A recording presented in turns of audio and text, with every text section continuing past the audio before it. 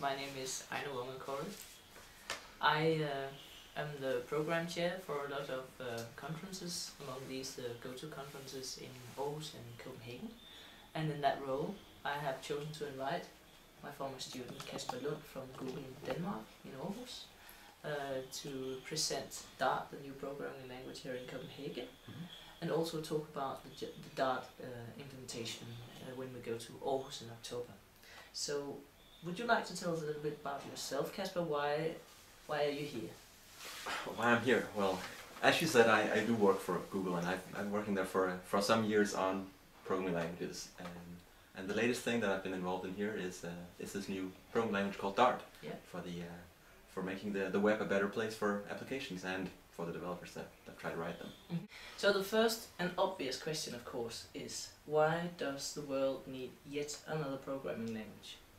Well, I don't think we need just yet another one. We need many more languages. So languages are really a great way of sort of fostering innovation, and it's very important that we have a development of both the tools that surround the languages and the languages themselves. So we keep sort of the innovation momentum going for the way we as developers express ourselves. So I think it's really crucial that we do not just settle for what we have and stop innovating on the language front. So I don't think we just need yet another one. We need many more. So you're not thinking of it actually as another programming language as such. You're thinking of it as a part in a huge development going towards a mass of programming languages that can support us in our different ways of working? Well, as far as I can tell right now, there is more interest in languages than we've had for a while. For at least some years, the world was sort of ruled by fewer languages than we see now. There's a lot of interest in more languages. I think what we really need now is languages that form a great platform for applications, especially on the web, where we really lack sort of a very solid foundation. But I also, around sort of the surrounding things, or all the things that sort of need to be in place for the languages to really shine, is all the tools around it, and I think that's a huge part of it too. So I don't know if that answers your question, but I think languages are part of the solution to the sort of the innovation issue that we were trying to tackle, but all of the tools around it are a huge deal too. Yeah. So all the people who are trying to invent a new language to have a nice new syntax or some fluffy language constructs, the most important thing, as I hear you say, is actually not just the language, but all the surroundings of it, the support for the language. That's what it needs. Yes. Well, I really think of it in terms of platforms. So a language is interesting, might be interesting by itself, but it's often more interesting in the way it can be used as a platform for developing like real applications. So certain languages have an advantage there. Certain languages are very widespread and can be used by developers, like JavaScript, for instance. It's sort of pervasive. It's everywhere. It's on my cell phone. It's on my desktop. It's on your desktop. It's everywhere. It might even be in the camera. Who knows? Yeah.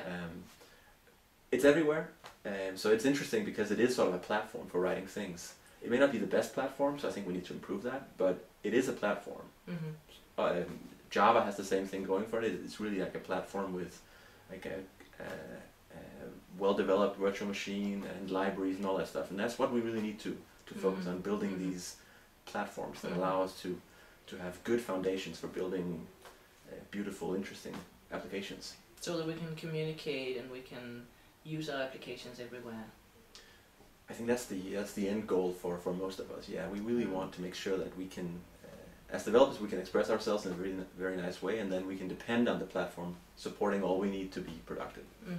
So do you see Dart as the new lingua franca, the new English language for web development, or do you see this as an addition to what's already there? No, I think it's certainly an addition. I think like the languages that are out there today are valuable on their own, and I think we'll see them being valuable in the future as well. Yeah. I just don't think they're enough. Like the web platform today, for instance, it's a fantastic thing. You can do a lot of interesting things on the web with web technology, but it's not always super easy to do these things. And I think like the next big thing that we have as software developers that we have to fight is really we have to make sure that we stay or become even more productive in the future, because like there's a huge pressure put on us as developers to produce more and more, and it needs to be better and better, highly polished, very beautiful, interesting, appealing apps. And I think right now we're not making it easier to develop them, at least not always, and I think we need to make sure that the platform that we depend on supports us as well as it can. And we need to push that boundary on the support level. So I remember when Java entered the stage, they were searching for something called the killer app.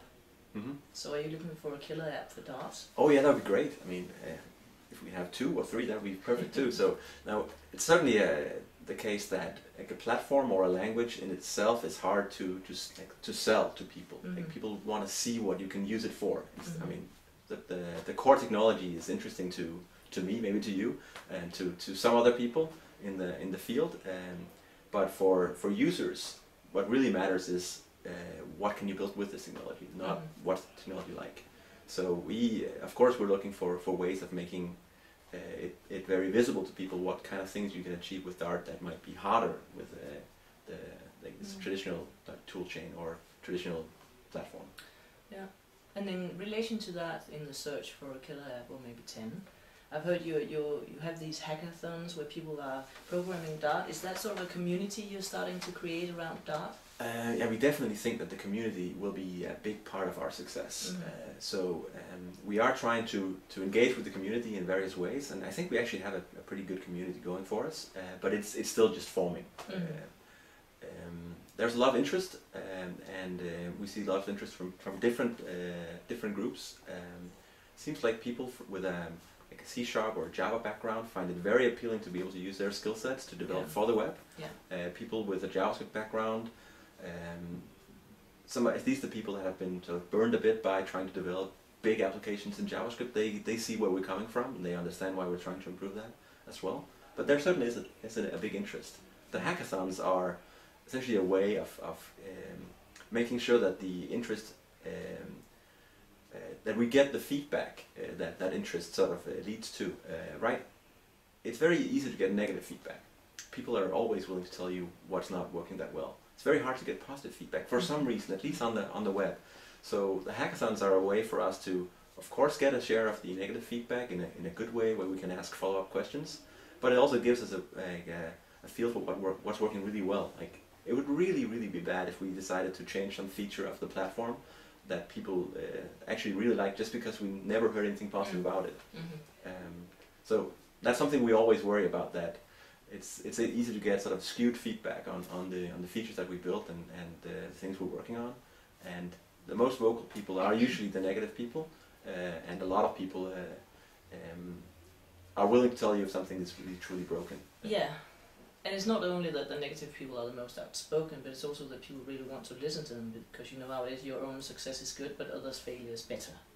That might be true, yeah. People are interested in listening to that. And so in relation to that, I heard somebody describing Dart as being hostile to open web and even harmful. So I've heard those allegations as well. So I think the people that worry about the open web, I think they really want to make sure that going forward we still have a web platform that is open, not owned by anyone, that people contribute to from different companies and individuals, and I think that's super valuable, and we need to keep that going. And Dart is certainly not trying to mess that up, and that's a big part of the reason why we've designed Dart so it's translatable to JavaScript in a very efficient way. So essentially, what we're trying to do is to try to push the web to innovate on the language and platform front, but keeping it compatible with the current web, by essentially translating to JavaScript and using that as a strategy for keeping it not only as part of the open web, but actually like fully compatible with what's out there today. Yeah. So you have to build on what's there. So how is it going with Dart on Chrome? It's going really well. So we have an SDK, software development kit, that contains a build of Chrome that has the Dart VM in it. So you can run like a Dart program directly in Chrome in this special build, and we use that for testing our things and working with that. And it's a really nice development experience. And when you download the Dart builds we have, the editor and all that, you get a copy of that, and it's easy to play around with. Dart is not, like the virtual machine is not yet part of the official Google Chrome that you can download from our website. At some point it probably will be, Yeah. but we wanted to reach a state where it's a stable foundation before we like push it out to a wider audience. Otherwise you'll get a lot of negative feedback based on something that's not really mature yet. Well, you can also say that like our biggest fear is probably that once you push it out to a lot of people, it's harder to change it, right? At least the resistance to change it becomes bigger, and that probably makes it harder for us to adapt and to get real value out of the feedback that we're getting from various groups. So we want to stay essentially in a place where we can still use the feedback that we get, as long as we sort of need it to build a stable platform. Because Dart is still in a flux, right? I wouldn't call it a flux. I mean, we started out being I wouldn't even call it a flux when we released the technical preview. Like the core ideas were fairly stable, but of course when it comes to syntax, it's very easy to change things, like move things around so they look a bit different, appeal more to some people. So we've done a bit of that, and we'll probably continue to do a few tweaks here and there, but it's certainly not in a flux. Like the fundamentals are sort of most of the things in there are not something that we've invented. We just we put together good ideas from various languages that makes the experience fairly stable when it comes to the conceptual model that we're trying to rely on in there. It's not something we've invented, and that we're just trying to build on it and make good use of it. Yeah. So that means that the model that's in the core of the system is super stable, and it has been for a while.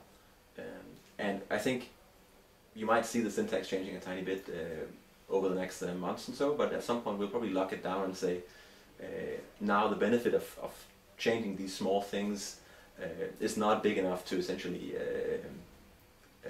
sort of warrant having everybody else that uses Dart go ahead and change too. So it'll mostly be the syntax changing, because as I understood it, you could still ask to get your pet language construct into Dart, like virtual classes. Yeah, you can always ask.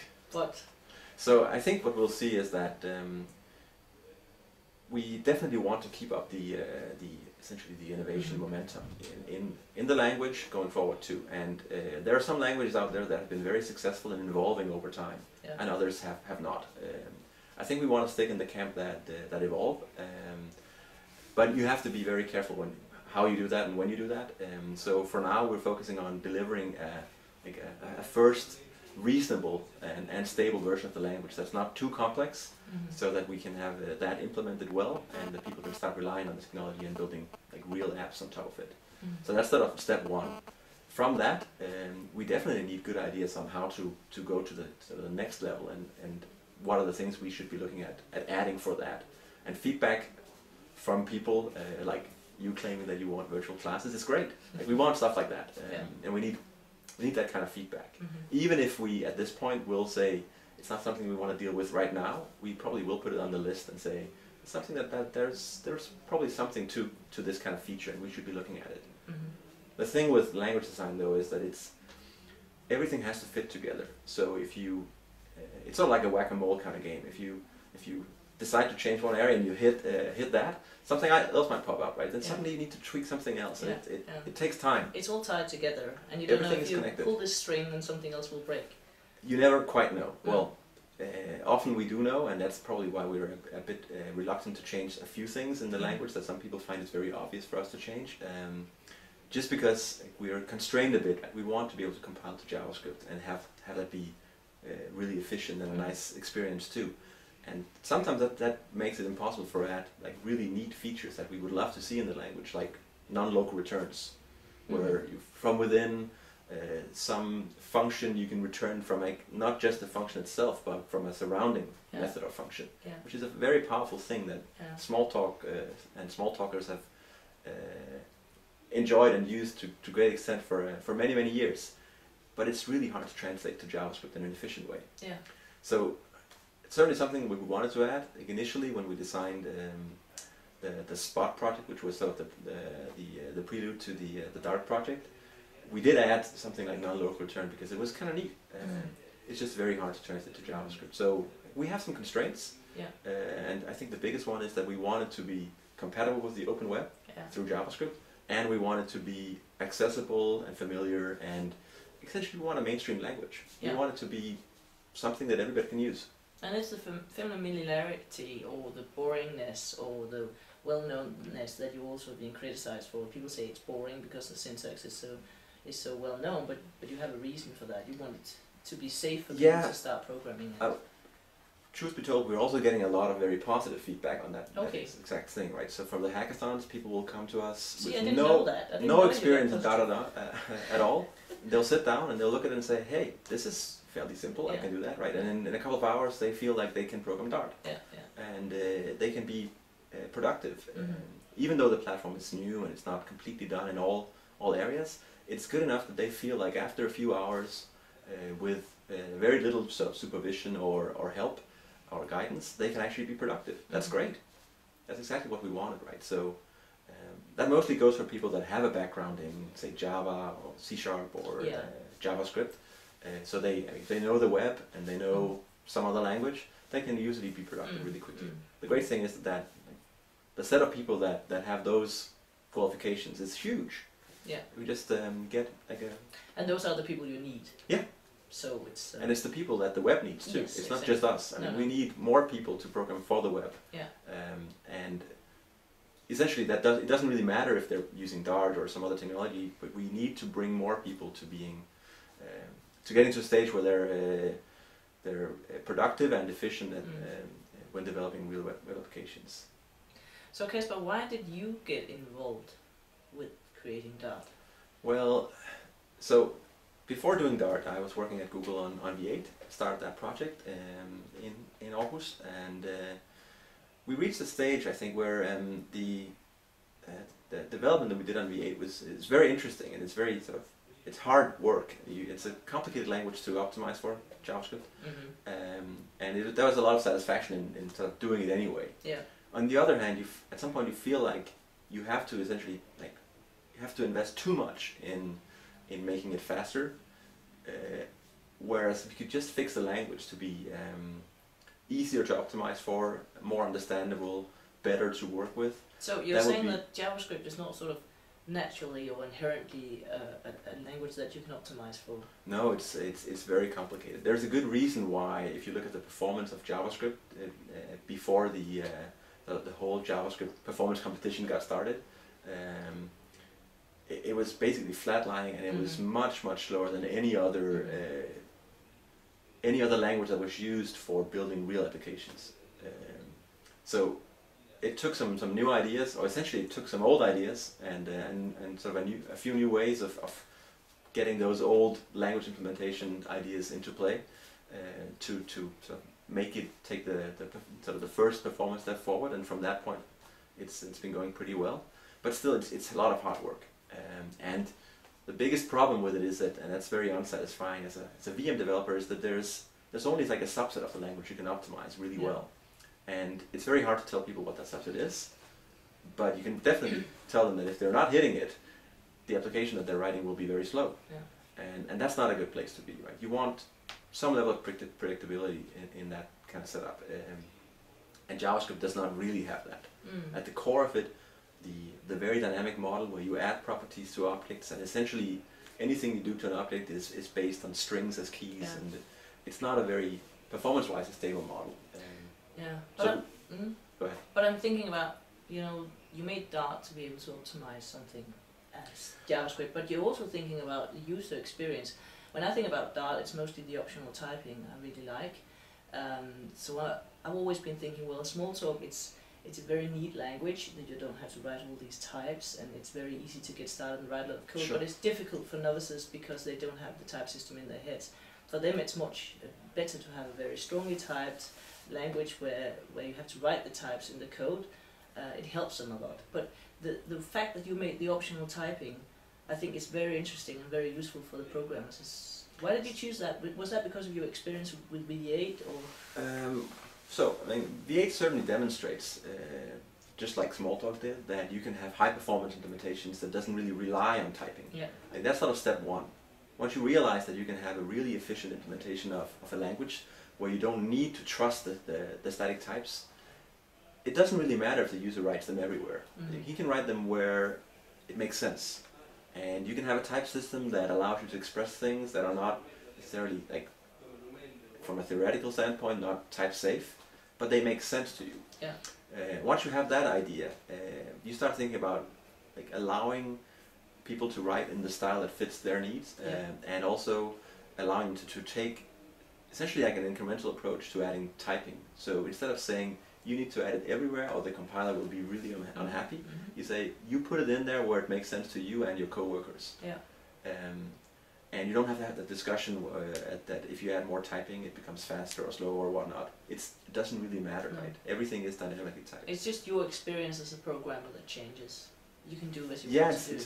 Actually, it's really nice to write in a language where you don't have to write the types. Yeah, yes. And you feel very productive. If you're able to have it in your head, I think you're right. But every now and then you have to read others' code in that model. You get a bit frustrated, right? I think he was trying to make me understand that the second argument to this function should have been an integer, but I'm not quite sure. I have to read his code. That's not a good place to be either, right? So you want to find a balance. Yeah. So the simple stuff maybe without types and the more complicated with, or? So what we see working pretty well for us is that locally within methods people tend to not add a lot of types because if you're at that level you probably need to understand the logic in the method anyway, but at the interface level we see lots of types. So if there's a sort of a semantic coherence within a little spot like a method or a class, it works well without, but if you have to communicate, it's better to... Yeah, essentially, it's certainly true that we like have... the interfaces between stuff. Yeah, I mean if you have...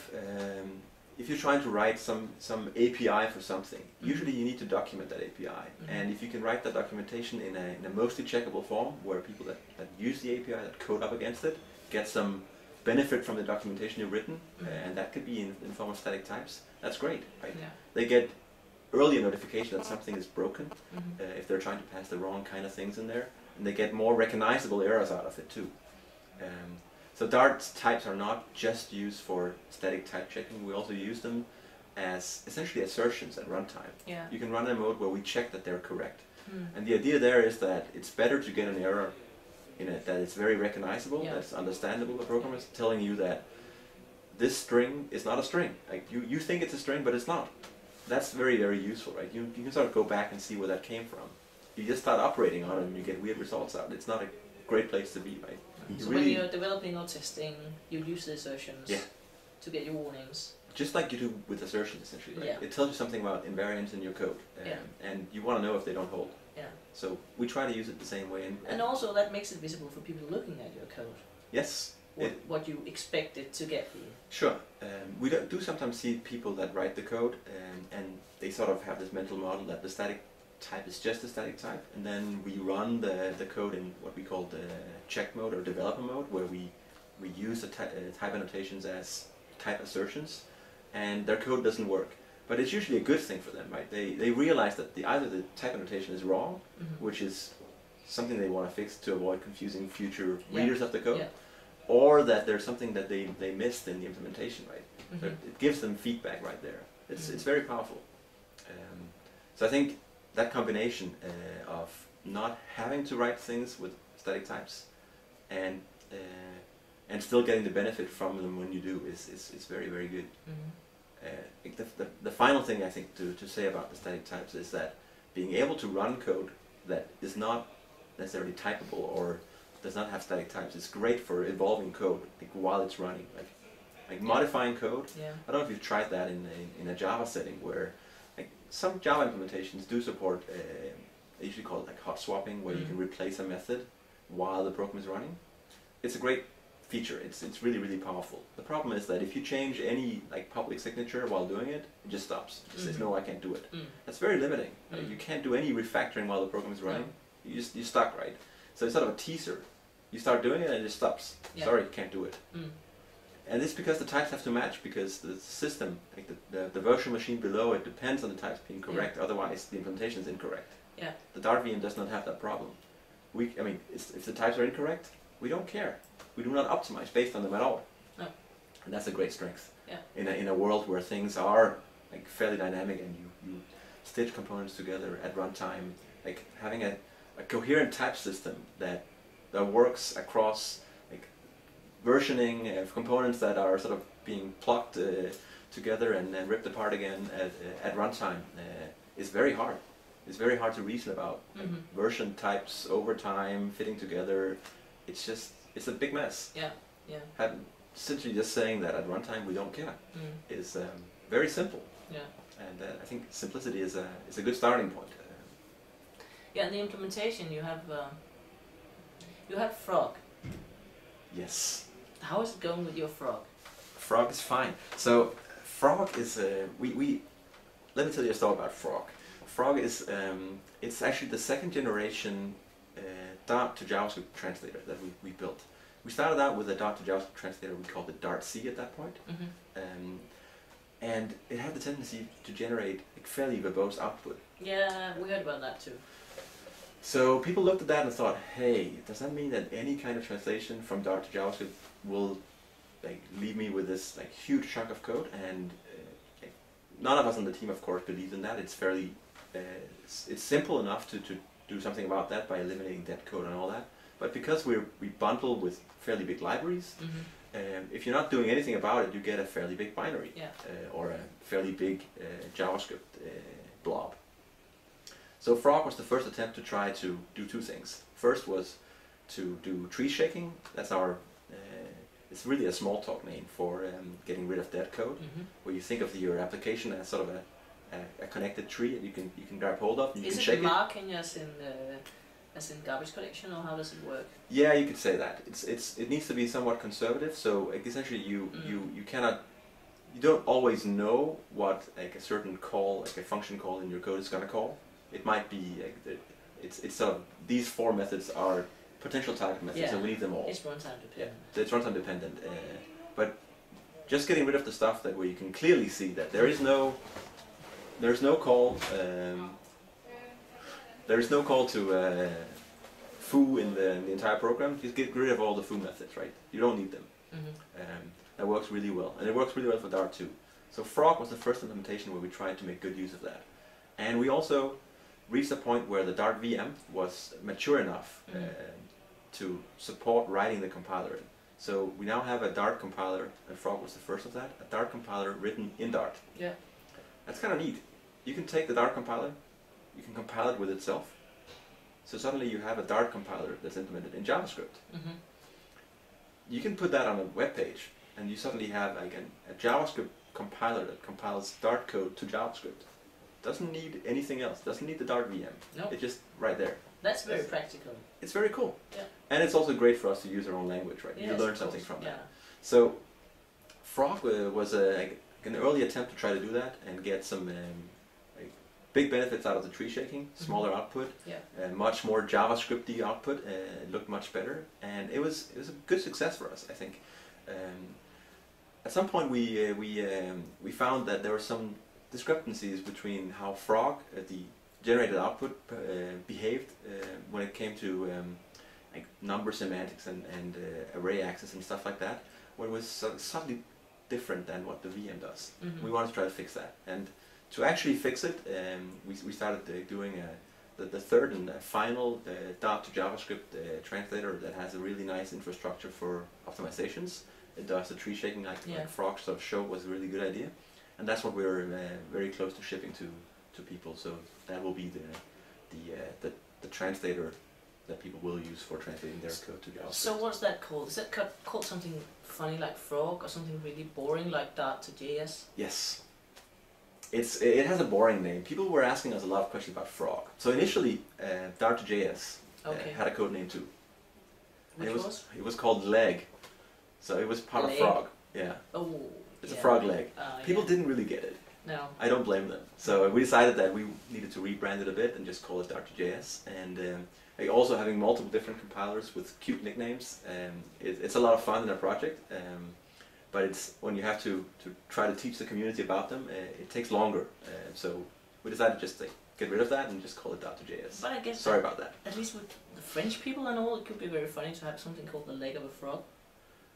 So they'll eat it and I don't know. Maybe I don't know. They probably like frog legs. They do like frog legs in France as far as I know. So they would probably have really liked it. Yeah. The biggest problem we had, you could say, is that we started out building this leg thing as a part of Frog, which makes sense like from a conceptual point of view. Yeah, it does, yes. But that also meant that you could have... It's also smaller. Yeah, but you could also talk about the legless frog then, which was kind of a scary thing to picture. So Yeah, if you and there are all these experiments with frogs, limbs of frogs that you put electricity to, and they're still doing twitching even though they're dead. I don't want to. Yes, I go see. there. I think So we decided is probably better. it's simpler in many ways. Yeah, it is. It's not. Maybe it's not the most sexy name in the history of project names, but it's almost self-explanatory, which is good. Yeah, that's good. It's easy to understand. So speaking about names, why is Dart called Dart, and will version 2 be called Javelin? Dart it's a good question. So when you design, like, it's essentially like the biggest unsolved problem of computer science, right? Coming up with good names.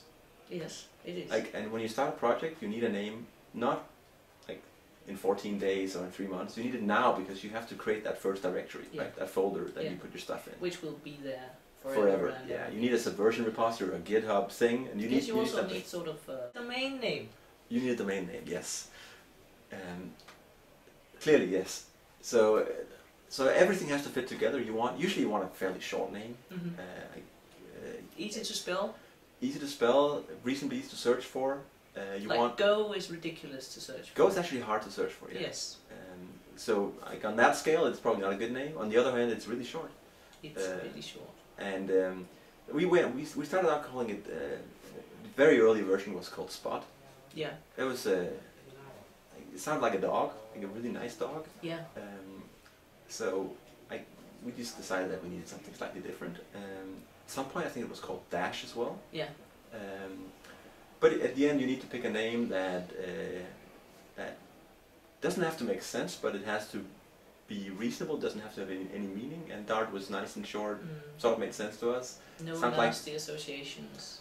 Something like that, right? We couldn't find anybody having anything really negative to say about Dart. It sounds okay. It sounds okay. So I have just 2 questions left for you, Kasper. The first is, could you explain that closure stuff without an editor? That closure stuff? Or the stuff I showed in the keynote? Oh, that's easy. So you probably know what a closure is. But so essentially what you have in a closure is, it's not just code, it's code plus the context it needs to execute in. It's a little package. So it's a little thing that you can throw around, and it actually it grabs hold of its context. And in the example I showed, it took hold of some of the local variables that was in scope when we created the closure. So it can actually like grab hold of them, and you can execute it later. So and it executes in the original scope, so that if the closure has code in there that depends on some local variable, it actually gets to use the real value of that variable when it executes later. Yeah. It's hard without the editor, I agree, but at least I think you did very well, Kasper. So you can create a closure in your code where you have a piece of functionality, like a function, that depends on some context, and then you can throw that around, and it's great. So how much of a transitive closure do you take with a closure like that? You take what you need. So the nice thing is that it's static. So like the scoping, when you have local variables, you can tell that you have local variables. Unlike other languages like JavaScript, where it's very hard to tell because you can do eval, so you don't really know what you're gonna need. In Dart, you cannot do that. So you know what you're gonna need. You know. You can statically tell which kind of variables are referenced. So the context is well defined. It's very well defined. Okay. Yes. That's a nice feature in JavaScript that I don't know if people are familiar with. That the fact that you can introduce local variables with eval and you can delete them again. Do you think it's a nice feature? It's not very interesting to implement. No, I guess not. So, but it's too interesting. But it's interesting that you can do it. I'm not sure how useful it is. No. People usually go through great lengths to avoid that problem it introduces because it's very confusing. Yeah. You add new local variables dynamically. I think so too. And you can delete them. Yeah. Deleting them is probably my favorite feature. The deleting part is scary. Yeah, it's scary. Interesting. Right, so I have just one final question for you, Kasper. This is going to be the final one? Yeah, I think so. Okay. So, is there anything you would like to share with the nation at this moment? That's a weird question. Not really.